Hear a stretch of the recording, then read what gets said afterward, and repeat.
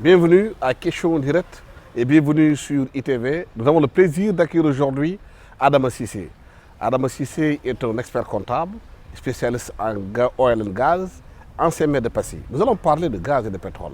Depuis quelques années, on parle d'espoir que le Sénégal a trouvé du gaz et du pétrole qui devaient servir les populations, les aider. Mais de plus en plus de communiqués sortent un peu partout. BP a laissé ses parts au Sénégal, Petrosen a repris ses parts. Il y a une confusion par rapport à ce qui se passe. Nous avons voulu avoir l'éclairage de spécialistes qui nous expliquent qu'est-ce qui se passe réellement par rapport à l'exploitation de gaz et de pétrole au Sénégal. Surtout, tous les candidats disent qu'ils vont développer le Sénégal avec le gaz et le pétrole, qu'on attend encore de voir. Même si le gaz et le pétrole est là, les choses sont en train d'être faites, mais le premier baril, on l'attend encore pour voir s'il pourrait soulager les Sénégalais. Adama, merci d'avoir accepté notre invitation. Vous avez sorti un papier pour expliquer un peu ce qui se passe au Sénégal. On a vu que le gaz to power qui s'éloigne, vous dites de plus en plus, et la baisse de la facture d'électricité avec elle. Le BP, le principal bailleur du projet, et la caution morale du projet, s'est retiré pour divergence profonde avec l'État du Sénégal. Qu'est-ce qu'on peut comprendre par là? Merci Alassane de m'inviter à cette émission de questions directes. Merci. Je salue donc l'ensemble de vos téléspectateurs qui nous regardent ici au Sénégal et dans le monde entier.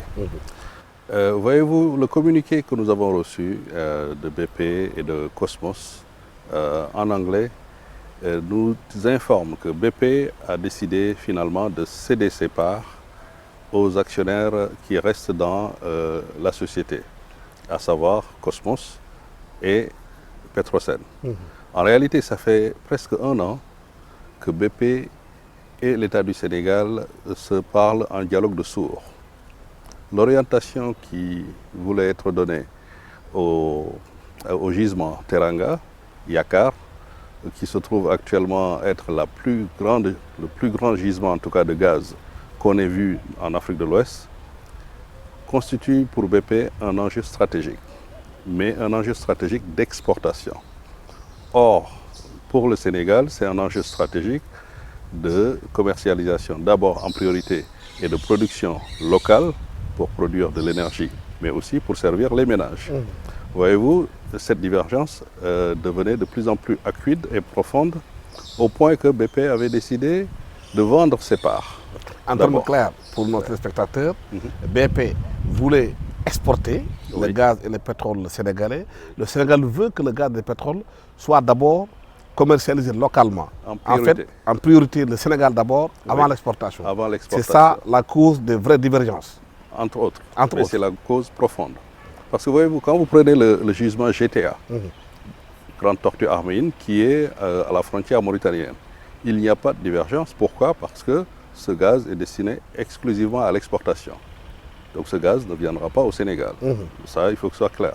Donc, le jugement qu'on a au niveau de la Mauritanie, avec la Mauritanie, ne va pas aller au Sénégal. Non. C'est destiné à l'exportation. Donc le Sénégal ne va pas en bénéficier par rapport au... Il est déjà vendu. Il faut savoir que le gaz, on ne peut pas le stocker. D'accord. Le gaz, lorsqu'on commence la production, on le vend avant de commencer la production. D'accord. Parce qu'on ne peut pas le stocker. Ce qui fait que pour le Sénégal et Yakar Teranga, l'enjeu se situe maintenant dans la décision d'investissement. Nous étions à la veille de la décision d'investissement. Et il faut savoir que ces permis, ils l'ont depuis plus de 5 ans. Ce qui veut dire que BP nous a fait perdre plus de 5 ans avant de se retirer d'un projet pour lequel il faut recommencer tout à zéro. Donc BP savait bien qu'avec l'État du Sénégal, que ce gaz devait être d'abord fourni au marché sénégalais avant d'exporter. Ou bien cette question n'avait pas été discutée avant? C'est une très bonne question. Et c'est là où l'État du Sénégal doit nous éclairer.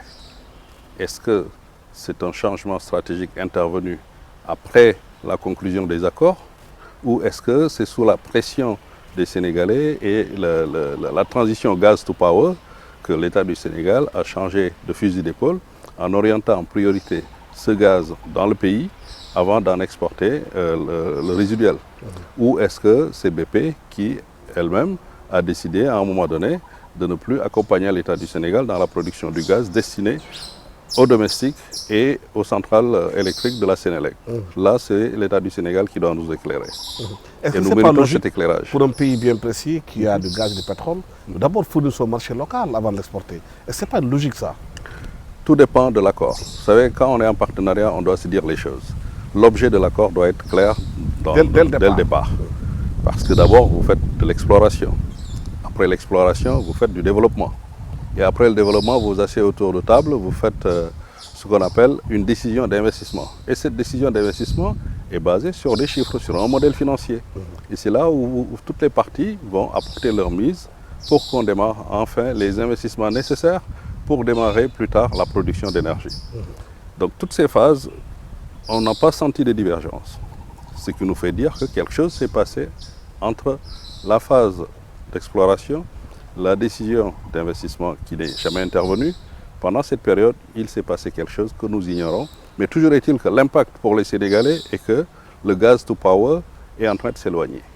Parce que c'est ce gaz qui était destiné à fournir du gaz aux centrales de gaz de la Sénélec, dont la première qui est bientôt mise en service, c'est la centrale de Cap-des-Biches de 300 MW, 300 ou 350 MW installée, qui est combiné, c'est un cycle combiné, c'est-à-dire qu'il fonctionne à la fois au fioul et au gaz.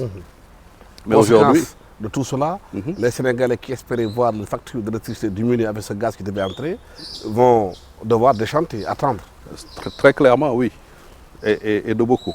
Ce n'est plus repoussé à 2024, 2023, 2025 comme vous pouvez le voir, mais c'est au moins 2030 au mieux.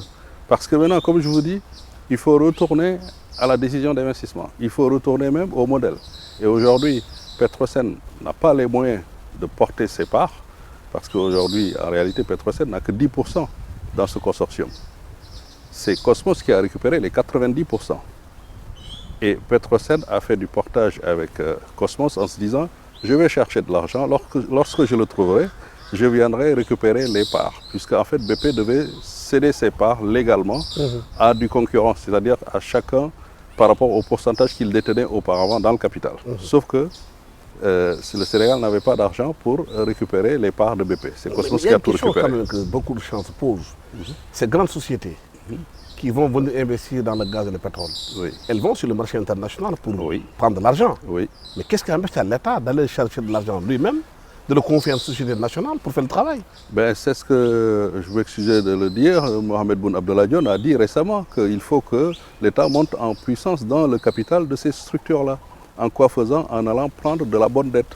Parce que la dette que vous prenez et que vous consommez, elle n'est pas une bonne dette. C'est la dette que vous prenez, que vous investissez dans quelque chose qui vous rapporte, qui est une bonne dette. Malheureusement, aujourd'hui, nous avons saturé notre endettement. Nous sommes à plus de 70% de notre PIB d'endettement. Et si le pétrole-gaz est rentable, c'est des choses qui quand même peuvent rapporter de l'argent, l'État du Sénégal peut aller sur le marché international, prendre de l'argent, monter s'il faut une société qui va gérer ce gaz et le pétrole. Ce n'est pas aussi simple. Oui, si c'était pensé au départ. Vous savez, nous tous, on a une capacité d'endettement. Quand c'est vous, les salariés, on parle de quotité cessible. Quand vous voulez prendre un prêt à la banque, on va dire, vous pouvez emprunter jusqu'à tel montant. Parce qu'il faut qu'on vous laisse un peu d'argent pour vivre, pour nourrir votre famille, pour payer votre loyer ou payer votre maison, etc. L'État, c'est la même chose. On ne peut pas donner à l'État plus d'argent qu'il ne peut rembourser.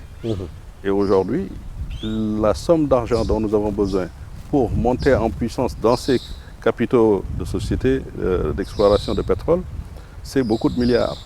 C'est au minimum 1000 milliards pour pouvoir être à un niveau acceptable et raisonnable. Mais est-ce qu'avec la crise aujourd'hui qui sévit avec l'Ukraine, la Russie qui a fermé les robinets du gaz en Europe, ce n'est pas beaucoup plus aussi facile pour le Sénégal, ou pas facile, peut-être opportun pour le Sénégal d'aller chercher cet argent. Parce qu'on a vu que depuis que la crise est en train de sévir, il y a les grandes puissances qui sont venues au Sénégal. On a vu l'Allemagne à 2 reprises venir au Sénégal, les Français rôder, il y a beaucoup de puissances étrangères.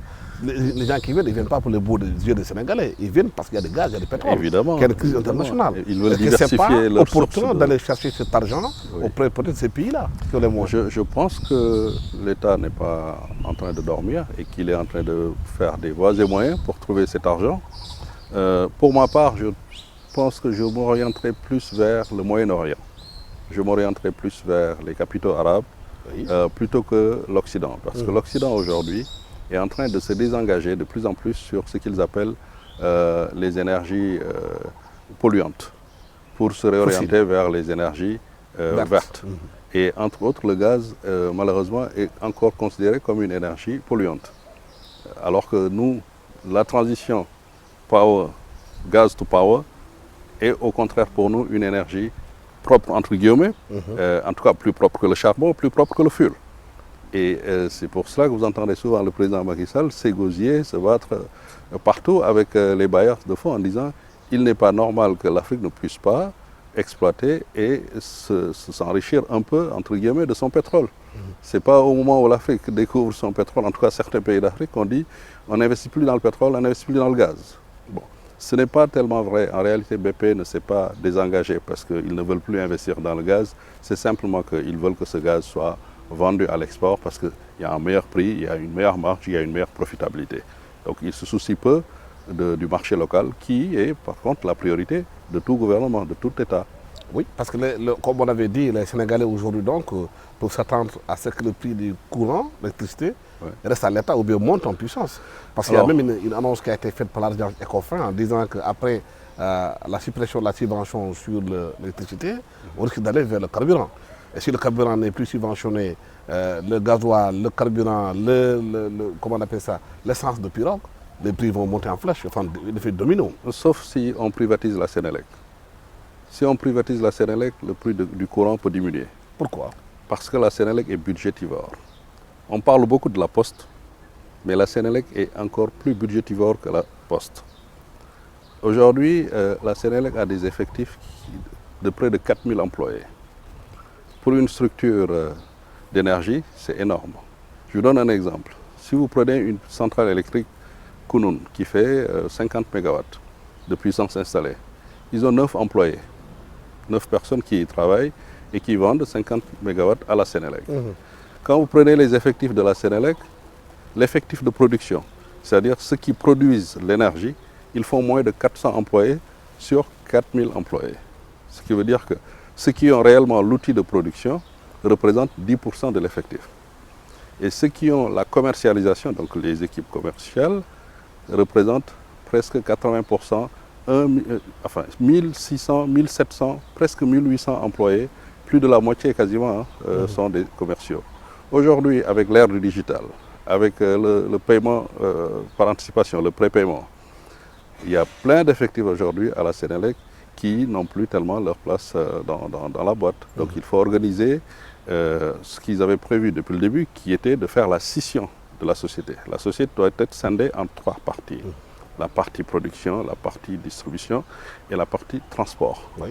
L'ancien partenaire de la Sénélec a posé le débat, Amadou Ly Akile, en disant qu'avec les compteurs qu'ils avaient prévu de mettre en place, il y aurait une économie d'énormément d'argent pour la Sénélec. Ce schéma a été laissé, ils ont choisi un autre schéma qui fait qu'aujourd'hui la Sénélec est en une situation difficile. Et il a même dit que quelque part, il y a eu des recrutements à la Sénélec qui sont des recrutements politiciens. Bon, ça c'est depuis, je ne veux pas rentrer dans la polémique des compteurs. Depuis longtemps, ça. De Akile avec Sénélec, mais je peux vous dire que la Sénélec a souvent servi de réservoir politique à tous les régimes, depuis le Parti Socialiste jusqu'à aujourd'hui, Benno Bokk Yakaar. Et c'est cela le facteur qui alourdit les charges de fonctionnement de la Sénélec. Donc en réalité, la subvention que l'on donne, ce n'est pas une subvention pour la facture d'électricité des usagers. C'est une subvention pour nourrir la clientèle politique qui se trouve au sein de la boîte.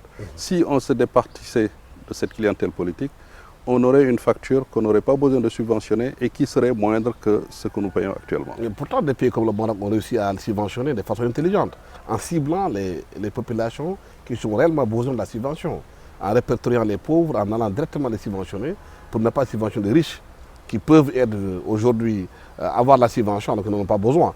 Quelqu'un qui gagne 1 million de francs CFA n'a pas besoin de subvention de la Sénélec.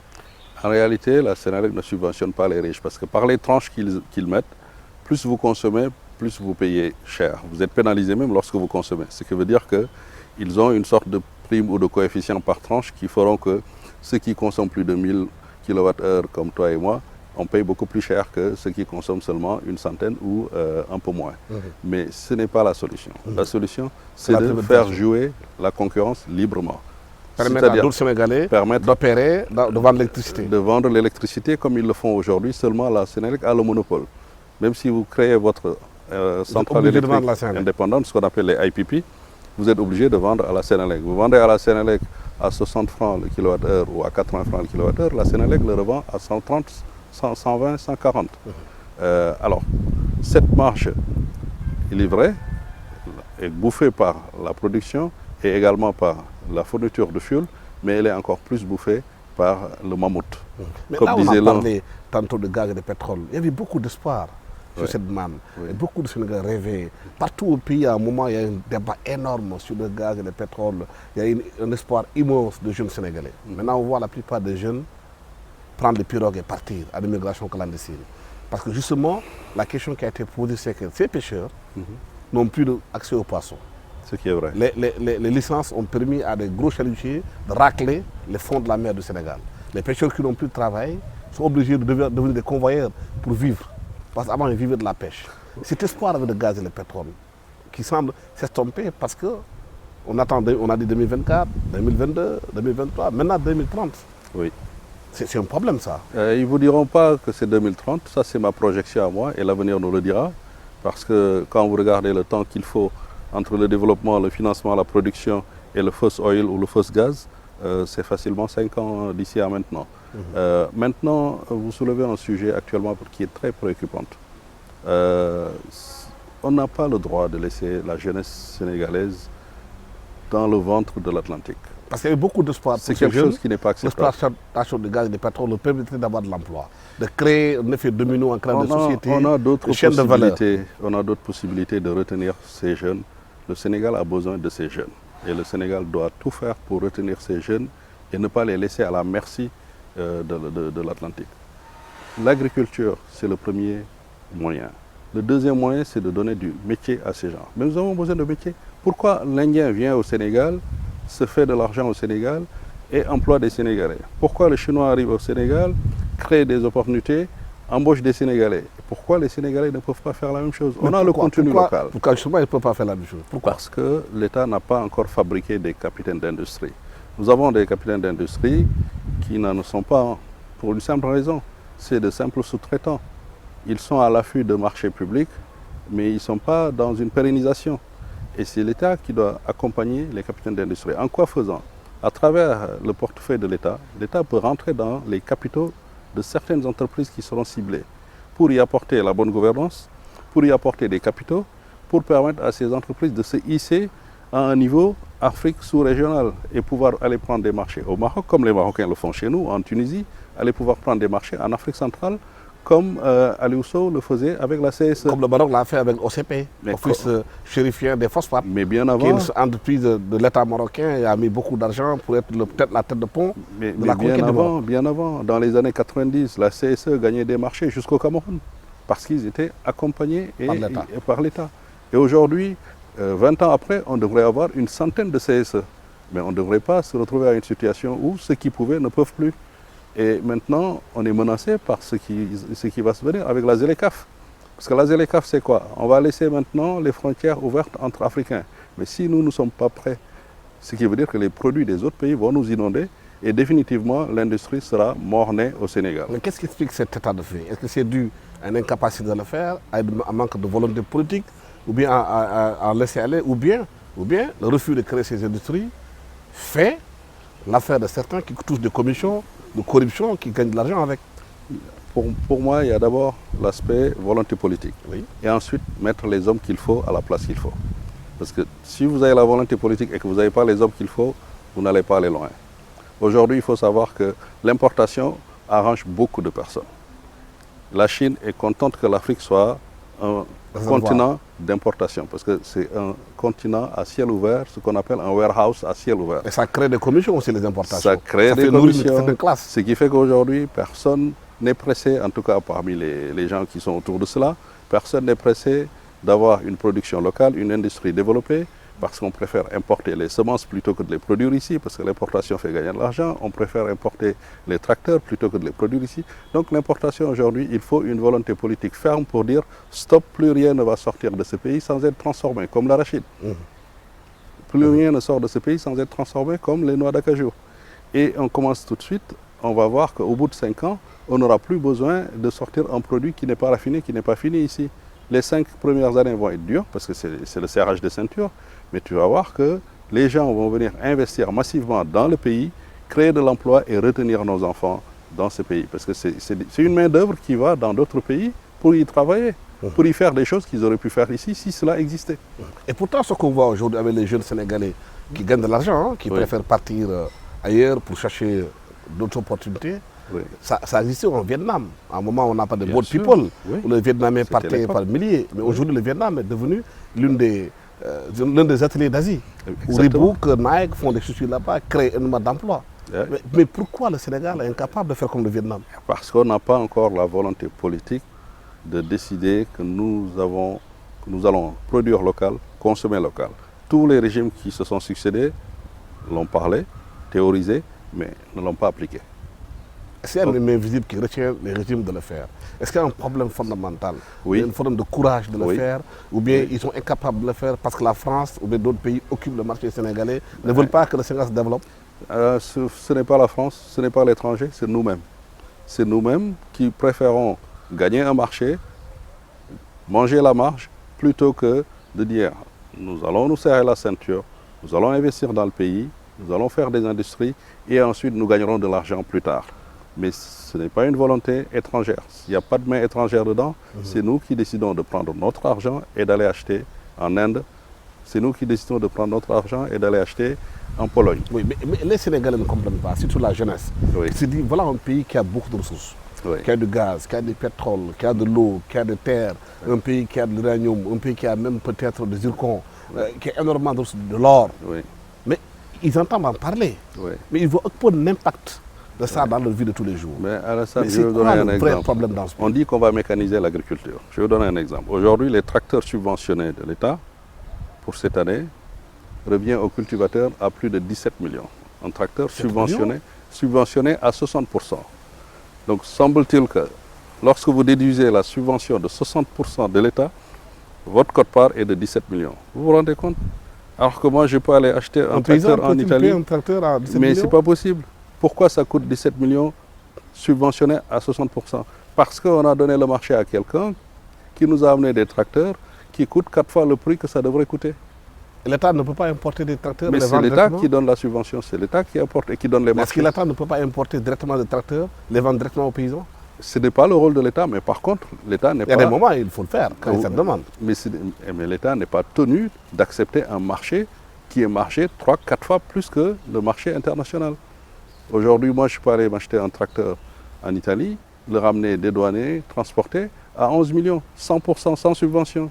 Alors comment le même tracteur peut me coûter 17 millions subventionnés? Voilà ce qui fait qu'aujourd'hui, l'agriculture ne peut pas décoller. Est-ce que ce n'est pas là-bas le lit de la corruption, justement, qui fait que certaines personnes obtiennent ces marchés, gagnent de grosses marges et reversent ça au compte de l'État? Et feront tout. Il faut dire le chat, les mots tels qu'ils sont. Et ces mêmes lobbies feront tout pour qu'une entité comme Sismar, sans vouloir faire de la publicité, ne puisse pas fabriquer des tracteurs, alors qu'il les fabriquait 20 ans auparavant. C'est pour les raisons pour lesquelles également on ne peut pas avoir d'autres structures qui nous fabriqueraient ces tracteurs. Ce n'est pas compliqué de faire des tracteurs. C'est un engin très simple à fabriquer. On peut tout simplement ouvrir à Thiès ou dans d'autres pays, ou en tout cas Thiès qui se trouve être déjà la région industrielle du Sénégal, pouvait très bien accueillir une unité de fabrication de tracteurs. Mais au Sénégal, on n'appelle pas des unités, c'est des unités de montage. On ne fabrique pas les matières premières sur place. C'est déjà un bon début, parce que monter le tracteur ici revient beaucoup moins cher que d'aller tout acheter à l'étranger. Parce que le montage, c'est quoi? Vous avez des milliers de distributeurs, de sous-traitants, et arrivé ici, on a des ingénieurs, on a des techniciens qui sont assez formés pour pouvoir nous mettre des tracteurs en bonne Mais est-ce qu'il ne faut pas aller au-delà? Dépasser le montage, fabriquer sur place?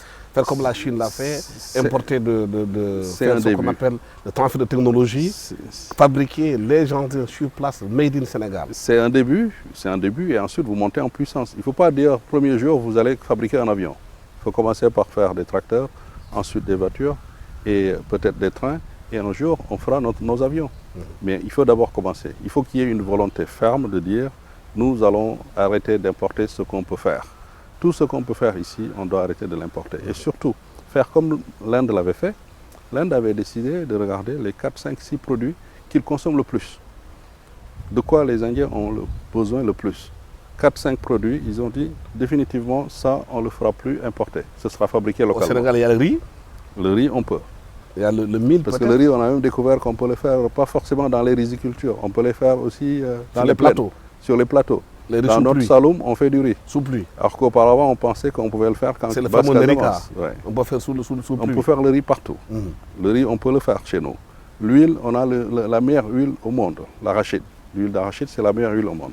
Quand vous allez dans les supermarchés en Europe, c'est l'huile qui coûte parmi les huiles les plus chères, après l'huile d'olive. On peut faire nos tomates. On peut faire nos oignons. On est autosuffisant en oignons, en pommes de terre. Qu'est-ce qu'il nous faut d'autre? En tout cas, rien que pour ça, la nourriture devrait coûter moins cher au Sénégal. On ne devrait pas mourir de faim au Sénégal. Mais on Dans va un vers la pays comme le présidentielle, Sénégal. on entend beaucoup de candidats parler. Oui. On peut aborder ces questions en profondeur Oui. pour changer complètement l'économie du pays. Oui. On a l'impression que tous attendent que le gaz et le pétrole viennent pour le développer. À chaque fois qu'on leur pose la question sur quoi vous allez vous appuyer pour financer votre programme, ils disent gaz et pétrole. Non, le financement, c'est d'abord la mobilisation de recettes locales, recettes L'épargne internes. intérieure. Recettes internes, la fiscalité locale. Aujourd'hui, figurez-vous qu'on a encore un taux de fiscalisation très faible dans le pays. Pourquoi? Peu de gens payent l'impôt. Pourquoi? Parce que l'administration fiscale n'a pas les moyens d'aller recouvrer l'impôt entre les mains des Sénégalais. Pourtant, tous les Sénégalais ont des téléphones portables. On peut Oui. digitaliser tout. Faire payer les Sénégalais paient le téléphone, ils sont obligés de le faire. Oui, c'est beaucoup plus compliqué que ça. Regardez par exemple le programme Yatal que l'administration fiscale a commencé. Très peu de gens aujourd'hui payent l'impôt foncier. Très peu. Et pourtant, les Sénégalais font la course au foncier. Il faudrait à un moment donné qu'ils acceptent aussi de payer l'impôt sur le foncier. Mais il faut les contraindre à payer. Ce n'est pas le cas. L'impôt sur les salaires. Aujourd'hui, on est très peu, à peine 400 000 personnes à payer l'impôt sur les salaires. 400 000 sur au moins 2 millions d'employés. Vous voyez l'évasion fiscale que c'est.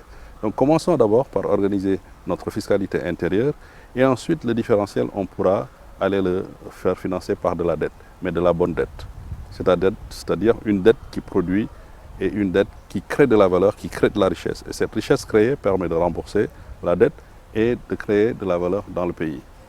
Mais si vous faites une dette pour faire des couvertures maladie universelles ou pour faire des subventions politiques, évidemment qu'à la tombée des échéances, vous allez être rattrapé. Alors qu'est-ce que vous faites? Vous allez encore reprendre une autre dette pour payer l'ancienne dette sous le bouquet. C'est le cycle infernal.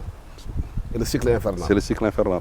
Merci infiniment à Adama Cissé d'avoir été avec nous sur ce plateau de ITV à Question Directe. Adama Cissé est un expert comptable, spécialiste de gaz et Noël et ancien maire de Passy. Nous avons parlé avec lui des questions économiques essentielles. Pourquoi les Sénégalais doivent encore attendre pour que le gaz et le pétrole, surtout le gaz, soient mis dans les réseaux sénégalais commercialisés?